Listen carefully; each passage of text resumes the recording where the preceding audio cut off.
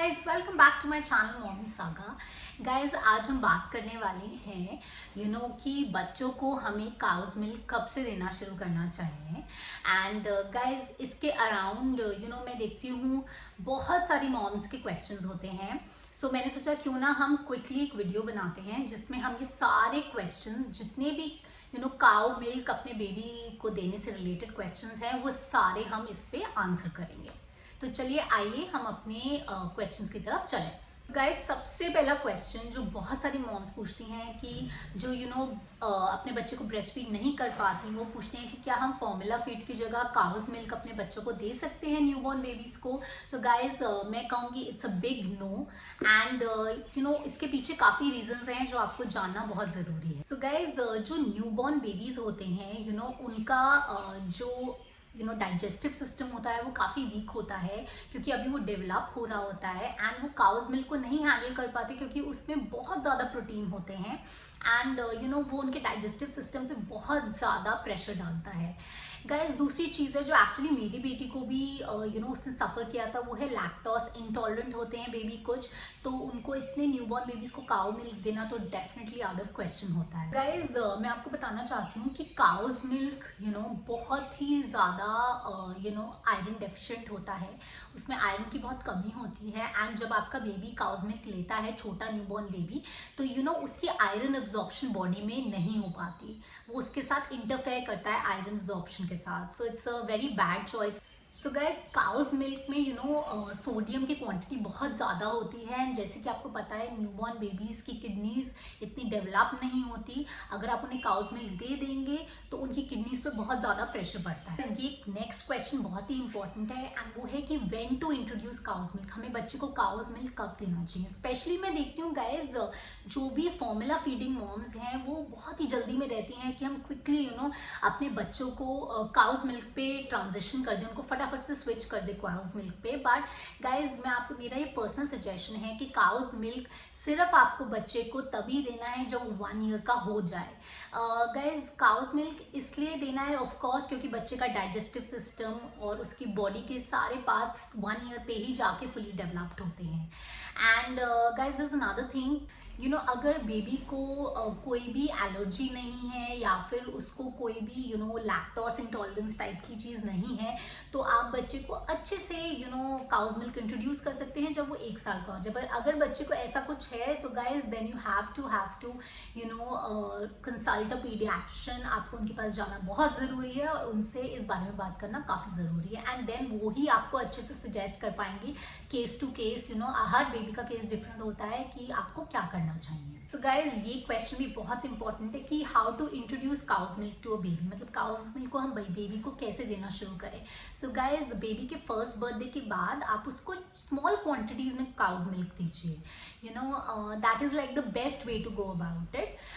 दूसरी चीज़ है गाइज, बेबीज को आप सिर्फ प्लेन काउज मिल्क जब देते हैं तो वो बोर हो सकते हैं। सो आप क्या करिए, काउज मिल्क को खीर की फॉर्म में बनाइए, सूजी की खीर बना दीजिए या पॉरेज में डाल दीजिए।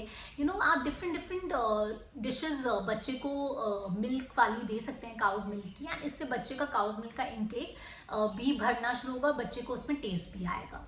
एंड गाइज, एक चीज़ का आपको ध्यान रखना बहुत ज़रूरी है। ये चीज़ का मैं स्पेशली अपनी बेटी के लिए बहुत ध्यान रखती हूँ। एंड वो है कि आप जब भी अपने बच्चे को सॉलिड फूड खिला रहे हैं 1 ईयर के बाद, तो काउज मिल्क जो है वो कम से कम 1.5 घंटे का गैप होना चाहिए। मैंने कुछ देखा है, कभी कभी बच्चे खाना नहीं खाते और वो 1-2 बाइट्स लेके आधी रोटी खा के छोड़ देते हैं। तो पेरेंट्स को लगता है जल्दी से इनको दूध पिला दो, उनका पेट भर जाएगा। गाइज, वो प्लीज़ मत कीजिए, मत खाने दीजिए बच्चे को, सिर्फ आधी रोटी खाने दीजिए। पर उसके बाद आप 1-1.5 घंटे तक ज़रूर रुकिए और फिर काउज मिल्क दीजिए। क्योंकि अगर आप ऐसा नहीं करते तो बच्चे के डाइजेस्टिव सिस्टम पर बहुत बुरा असर पड़ता है। गाइज, तो ये मेरी सबसे इंपॉर्टेंट टिप है काउज मिल्क के लिए कि आप काउज मिल्क सॉलिड फूड के 1-1.5 घंटे के बाद ही दीजिए। Again the question is very important कि काउज मिल्क के क्या बेनिफिट्स होते हैं। सो गाइज, मैं आपको बताना चाहती हूँ, काउज मिल्क में कैल्शियम की क्वांटिटी बहुत ज़्यादा होती है जो बच्चों के बोन्स, टीथ, मसल्स इन सब के लिए बहुत अच्छी होती है। एंड उसमें विटामिन डी भी होता है जो फर्दर कैल्शियम को अब्जॉर्ब करने में काफ़ी हेल्प करता है। गाइज बच्चों के काउज मिल्क में कार्बोहाइड्रेट्स होता है जिससे कि बच्चों को काफ़ी एनर्जी आती है, वो ज़्यादा प्लेफुल होते हैं, वो ज़्यादा खेलते कूदते हैं, उनमें बहुत एनर्जी हो जाती है।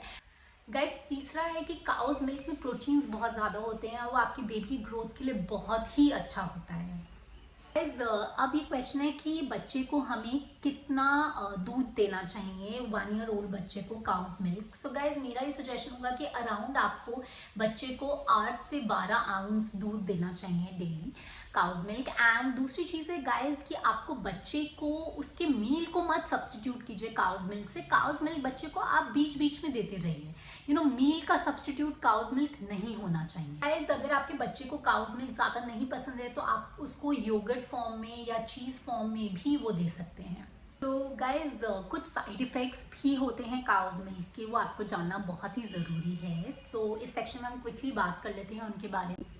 सो गाइज मैं आपको एक बात बताना चाहूँगी, मैं हमेशा कुछ भी अपनी बेटी को इंट्रोड्यूस करती हूँ तो मैं एक 3 डे रूल ज़रूर फॉलो करती हूँ। वो 3 डे रूल बस ये होता है कि 3 दिन तक आपको अपनी बेबी को ऑब्जर्व करना है, वही चीज़ देख के दोबारा कि क्या वो बेबी को सूट कर रही है। अगर आपका बेबी बहुत ही एक्सट्रीम बिहेवियर दिखा रहा है, रो रहा है, रेस्टलेस हो रहा है, उसको क्रैम्प्स हो रहे हैं, उसके बाउल मूवमेंट्स नॉइज़ बना रहे हैं, मतलब उसके पेट में गुड़गुड़ हो रही है, तो आपको उस चीज़ को उस टाइम के लिए डिसकंटिन्यू कर देना चाहिए। गाइस दूसरी चीज़ है कि काउज मिल्क जैसे कि मैं आपको बताया था it's very high in calcium, vitamin D, proteins and ये सब बच्चे के डाइजेस्टिव सिस्टम पे काफ़ी ज़्यादा प्रेशर बनाता है।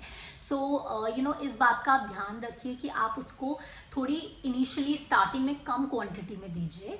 बच्चों को काउज मिल्क से एलर्जीज हो सकती हैं, उनको ब्रीदिंग इश्यूज हो सकते हैं, वीजिंग प्रॉब्लम हो सकती हैं। गाइज इसके लिए एक्सट्रीम केसेस में उनको इची बहुत ज़्यादा इचीनेस हो सकती है, रैशेज हो सकते हैं एंड स्टफी नोज हो सकती है। सो आपको इस बात का ध्यान रखना बहुत ज़रूरी है। दूसरी चीज़, कुछ बच्चे लैक्टोस इंटॉलरेंस होते हैं, जैसे कि मेरी बेटी वो लैक्टोस इंटॉलरेंट थी एंड उस केस में बच्चों को गैस्ट्रिक इश्यूज हो सकते हैं एंड मेरी बेटी को स्पेशली बहुत ज़्यादा स्किन पे रैशेज होते थे एंड वो उसका सिम्टम होता था। सो गाइस इस बात का आपको ध्यान रखना बहुत ज़रूरी है।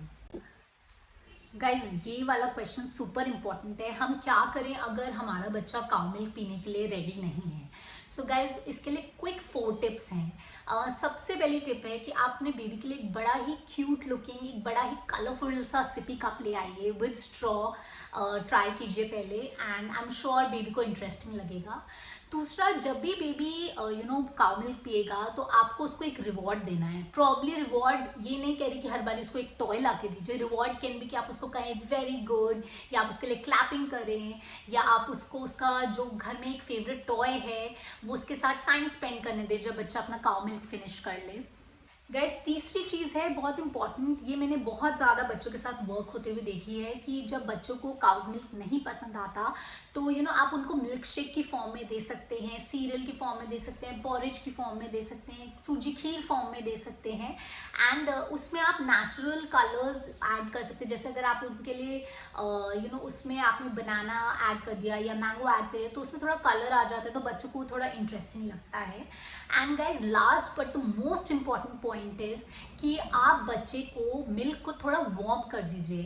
अगर आप बच्चे को वार्म करके देंगे मिल्क तो जनरली मैं देखती हूँ बच्चे मिल्क ज़्यादा अच्छी तरीके से पीते हैं। So that's a very very important tip. Okay guys एक और क्वेश्चन है कि हमें बच्चों को किस टाइप का काउ मिल्क देना चाहिए। सो गाइज 2 साल तक हमें बच्चों को होल मिल्क देना चाहिए, मतलब पूरा फैट फुल काउ मिल्क देना चाहिए।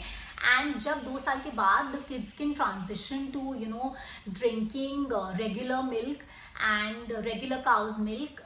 एंड अगर बेबीज़ को या बच्चों को ओबेसिटी इश्यूज हैं जो आजकल काफ़ी ज़्यादा हो रहे हैं और वो पेरेंट्स को बहुत कंसर्न करते हैं तो बच्चे can switch to even low fat cow's milk as well.